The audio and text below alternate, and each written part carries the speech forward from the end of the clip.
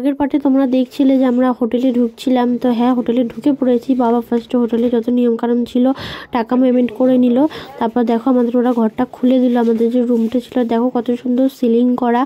আমরা দেখো ফার্স্টে ঘরে ঢুকেই দেখলাম এত বড় বিছানা যে 7-8 জন প্রায় শুতে পারবে বিছানার উপর। আর তারপর দেখো ঘরে ঢুকে আমাদের অবস্থা, কারো শরীরে আর এনার্জি নেই, সবাই যে যার মধ্যে জায়গা পেয়েছে উল্টে পড়েছে খাটের উপর।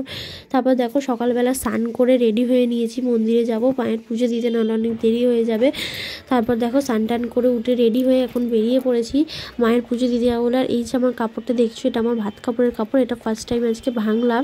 কেমন লাগছে তোমরা অবশ্যই জানিও। তারপর দেখো এখন বেরিয়ে পড়ছি। সকালবেলা তোমরা দেখলে এই জায়গাটা কতটা ফাঁকা ছিল ভোরবেলা, আর এখন দেখো মানুষের ভিড়ে গমগম করছে। আর তেমন সকালবেলা যে প্রকৃতি মানে যে ধরনের ঠান্ডা লাগছিল তার থেকেও 10 গুণ বেশি গরম লাগছে এখন। আর সেই রাস্তাটা মনে আছে তোমাদের দেখিয়েছিলাম যে সব দোকান বন্ধ, অন্ধকার গলি। দেখো দিনের বেলা মানুষজনের ভিড় দেখো, আর সমস্ত দোকানপাটে এত সুন্দর সুন্দর মা কালী, মা তারা, রাধাকৃষ্ণ সব ঠাকুরের লাইটিং করা, এত সুন্দর সুন্দর ফ্রেম, মনে হয় যেন শুধু দাঁড়িয়েই দেখি। তারপর আবার সকালবেলা এসে একটা দোকান ধরে রেখেছিল যে দোকান থেকে আমরা ডালা নেব, সেই দোকানের ভেতর দিয়ে দেখো মায়ের মন্দিরের যে লাইন সেটা দূর থেকে দেখা যায়। তো সেটাই আমরা দাঁড়িয়ে দেখছিলাম যে কত দূর পর্যন্ত লাইন। ওই জন্য আমরা ঠিক করলাম যে এত লাইন দিয়ে যদি আমরা পুজো দিই তাহলে আজকে সারাদিন কেটে যাবে আমাদের এখানেই।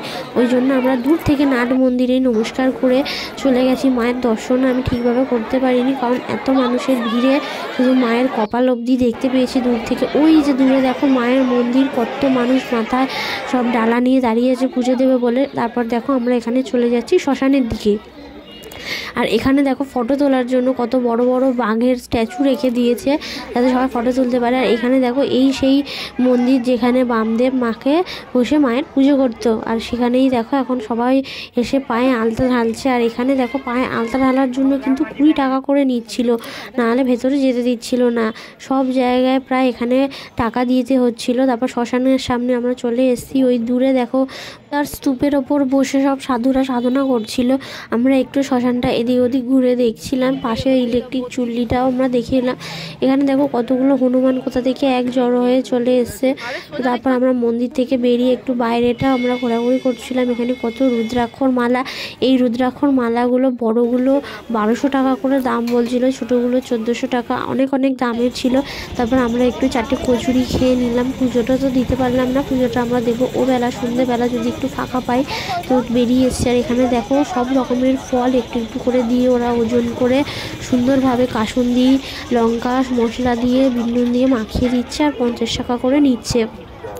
শসা, গাজর, তারপর পেয়ারা, ধনেপাতা, পেঁপে, শাঁকালু সব কিছু দিয়ে সব রকম ফল মিশিয়ে ওরা খুব সুন্দরভাবে একটা বানিয়ে দিচ্ছে। তো তারপর আমরা ওটাই নিয়ে নিয়ে এখন আমরা চলে যাব একচক্রধামে। ওখানে দেখো আমরা যাওয়ার জন্য কিন্তু টোটোতে উঠে পড়েছি, টোটো ওখানে নামিয়ে দেবে একচক্রধামের মন্দিরের আগে। কিন্তু ওখানে একচক্রধাম মানে তো 7-8টা মন্দির আমাদের ঘুরে দেখতে হবে। তারপর দেখো যে ফলটা আমরা কিনে নিয়েছি সেটা টোটোতে বসে আমরা সবাই মিলে খেতে খেতে এখন যাচ্ছি একচক্রধামের ঠাকুরগুলো দেখতে। নেক্সট পার্টটা দেখার জন্য চ্যানেলটা অবশ্যই সাবস্ক্রাইব করো। Tata bye.